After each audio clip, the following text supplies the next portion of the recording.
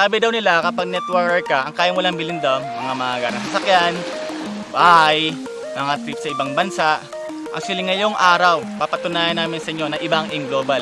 Dahil ngayong araw, meron isang bata, ang pangalan Janvi San Juan, bumili ng isang beach resort sa Palawan. Ang malupit dito, kung saan nag-shoot yung Survivor, ayun lang siya, katabi lang namin.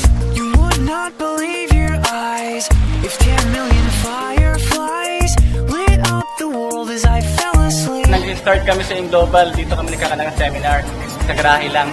Nung tinuloy ko siya, after 9 months, lahat ng hirap ko, lahat ng pagod ko, pinayaran ng in global.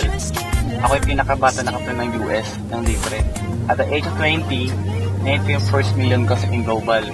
After 2 years, nagkaroon din akong dalawang sasakyan. Dahil sa in global, nagkaroon na yung sariling bahay lupa sa Tagaytay worth 8 million pesos. After 4 years, ngayon, may sarili namin building dito sa Palawan para sa mga nag-in global. Dati-rate, yung magulang ko hindi nagiging proud sa akin kasi di pa ako graduate, so baksak yung mga grades ko. Dahil sa Indo, lahat na bago. Dahil last year, umakyat ako stage, ako yung top 6 ng AIM Global. And ako yung nakakuha rin ng pangatlo sa pinamataas na profit sharing. Kasi simula ako sa AIM Global, ito pa yung brochure noon.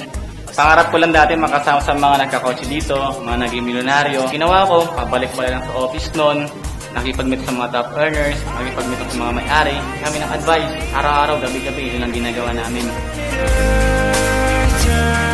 Naalala ko yung buhay ko dati.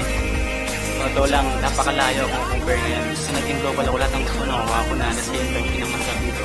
Habang ko yung oras ko, kasi kasama pamilya ko, habang kumikita ako.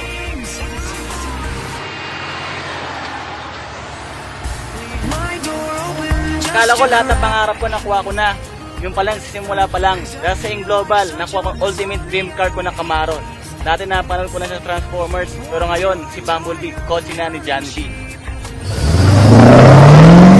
Kumita lang 10,000, 15,000, tuwang-tuwa na ako.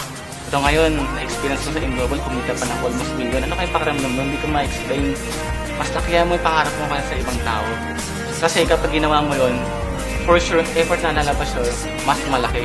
And pangalawa, dapat meron kang paniniwala sa sarili mo na kayang-kaya mo lahat. And huwag mo kakalimutan na kasama mo yung Diyos. Kasi nga, sa akin, nasimula ko sa AIM, ang tumatak ng sakit ako, I can do all things through Christ who strengthens me.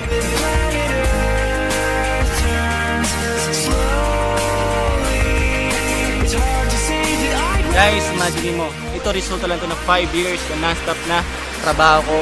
Pumunta na iba-ibang lugar, iba-ibang bansa. Pero kung isipin mo, sino ba naman ako para magkaroon ng ganun? Sa akong bata, sa akong undergraduate, first time ako mag-network. Ito lang isipin nyo, kung ako nga nagawa ko, ikaw kaya mo rin. Basta may pangarap ka, trabahoy mo lang sa AIM Global at ibigay sa'yo na rin. Because my dreams are bursting at the seams. At tumulang pawis ko. Tumutulong pawis ko. Pero may cup yun, di ba doon? Oo.